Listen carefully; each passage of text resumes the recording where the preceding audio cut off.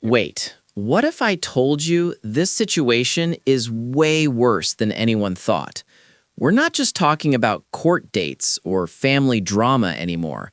We're talking about isolation, control, neglected children, and a case that's now getting serious attention from authorities. And honestly, the deeper you go, the darker it gets. Hi, besties. Welcome back to my channel. So, a lot has been going on, and we seriously need to talk. Joseph Duggar recently signed a document basically saying he doesn't have to show up for motion hearings. Anytime something comes up in Florida, he's like, I'm not going. But he does have to be there for his arraignment, and that date got pushed from April 20th to May 19th. Now, apparently, this delay is happening because evidence is being transferred between states, and prosecutors need time to build the case. But because of that, Joseph and his attorneys are going to the media, like, why hasn't he been charged yet? And it really feels like they're trying to play the victim here. But honestly, that's not even the biggest issue right now. There's another case happening quietly involving Joseph, Kendra, and the state of Arkansas, and this one involves their children. Now, the court isn't giving much information, but people close to both families are talking, and what's coming out is a lot. This whole conflict actually goes back years, all the way to 2020. At first, people thought it was just about COVID disagreements, but it turns out it was much deeper than that. It involved contracts, control, and those NDAs. You probably remember when Jill Duggar talked about those agreements, where they were offered money, but only if they signed away their rights and agreed to stay silent. Well, she even wrote a letter to her dad raising concerns about money, control, and how everything was being handled.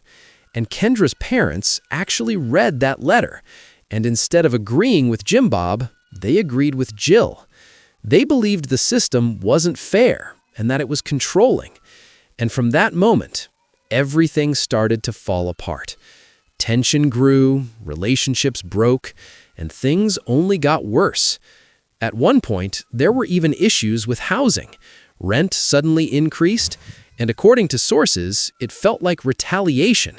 Like once they said no, they were cut off. And then we get into something even more serious. Kendra's personal life behind the scenes. She was overwhelmed. 4 kids in just a few years, very little help, and a lifestyle she didn't fully believe in. She didn't grow up with the same mindset. She didn't even want that many children, but she kept going through pregnancies, back to back, while dealing with stress, sickness, and pressure. And on top of that, their living conditions weren't great. There were issues with mold, bad construction, leaks, poor ventilation, and it started affecting her health. She was constantly getting sick, and nothing around her was improving. Then things started to get worse around the summer of 2025. People started noticing serious changes. The home environment, the routine, the way things were being handled, everything seemed off. And then something really disturbing came out. They were locking their children in their rooms. That moment changed everything. After that, they became even more isolated, pulled away from others, and concerns kept growing. There were reports of neglect, lack of proper nutrition, unsafe conditions, even dangerous behavior from the kids. At that point, authorities got involved. Kendra was given options, support, help from family, but things didn't improve. And eventually, the children were removed. They're now in foster care, and according to what's being said, they're doing better. They have structure, stability, and a safer environment. Meanwhile, Joseph is now facing serious consequences. There are restrictions in place, and he cannot be alone with his children.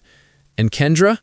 She's now at a very difficult point in her life, because if she wants her kids back, she has to make a major decision. Right now, people around her believe she cannot fully protect her children if she stays in the same situation. And this is no longer being seen as just a one-time issue.